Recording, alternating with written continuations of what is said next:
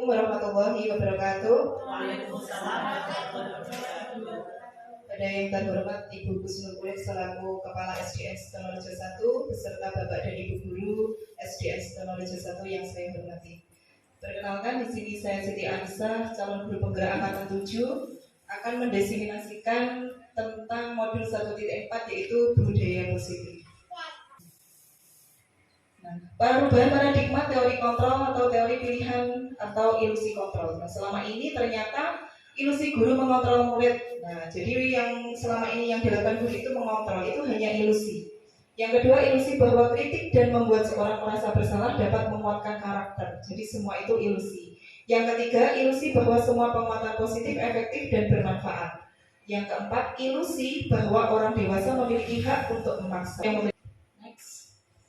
Disiplin positif. Nah, teori kontrol atau di teori pilihan itu menurut Dr. William Glasser ya. Jadi Anda tidak bisa mengontrol orang lain, hanya Anda yang bisa mengontrol diri Anda sendiri. Nah, makna disiplin di sini belajar kontrol diri dengan menggali potensi kita agar tercapai tujuan mulia, yaitu sesuatu yang menjadi seseorang yang kita inginkan berdasarkan nilai-nilai yang kita hargai. Ini makna disiplin. Nah, semua perilaku itu memiliki tujuan. Model berpikir menang-menang, kolaborasi dan konsensus menciptakan pilihan baru. Realitas atau kebutuhan kita berbeda, kita berusaha memahami pandangan orang lain tentang dunia. Setiap orang memiliki gambaran berbeda. Nah, teori motivasi itu ada dua ya, motivasi intrinsik. Menurut intrinsik itu untuk menghindari UP. Apakah makna disiplin? Disiplin itu maknanya, itu bisa jadi tersani, berasal dari kata belajar. Disiplin di sini membuat orang menggali potensi menuju sebuah tujuan apa yang dihargai. Namun dalam budaya kita, makna kata disiplin telah berkenyamanan, bukan dengan apa yang kita hargai atau pencapaian suatu tujuan yang mulia. Nah, nilai-nilai kebajikan universal itu meliputi apa saja? Nah, ini ya. Jadi kita kembali ke 5P atau P5 ya, bukan 5P, maaf. Jadi yang kita ambil yang sesuai dengan yang dicanangkan, kita kurikulum yang merdeka saja, Mbak. Nah, sekarang kita kembali ke Bapak pendidikan kita, yaitu Bapak Ki Hajar Dewantoro. Nah, sekarang kurikulum yang diterapkan adalah kurikulum merdeka. Nah, merdeka itu apa sih artinya? Merdeka menurut Ki Hajar Dewantoro yaitu merdeka itu tidak hanya terlepas dari perintah. Jadi makanya kok sekarang diterapkan kurikulum merdeka.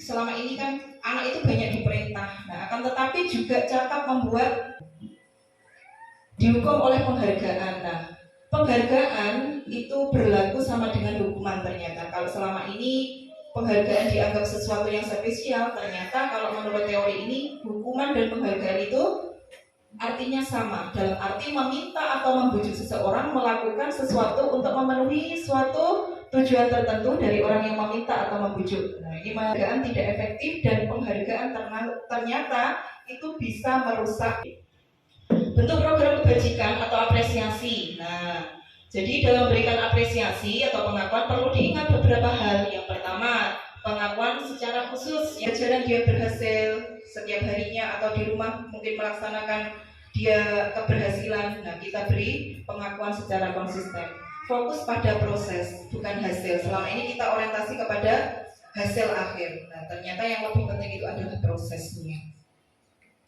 Nah, contoh pengakuan atau apresiasi kebajikan. Nah, kemarin saya perhatikan, rasa empatimu besar sekali. Diminta untuk push up dirinya sendiri itu. Next. Nah, sekarang ini solusinya apa itu restitusi? Nah, untuk menghindari hukuman tadi, ada solusi yang namanya restitusi, adalah proses menciptakan kondisi bagi murid untuk memperbaiki kesalahan mereka sehingga mereka bisa kembali pada kelompok mereka dengan karakter yang lebih kuat. Ini ya.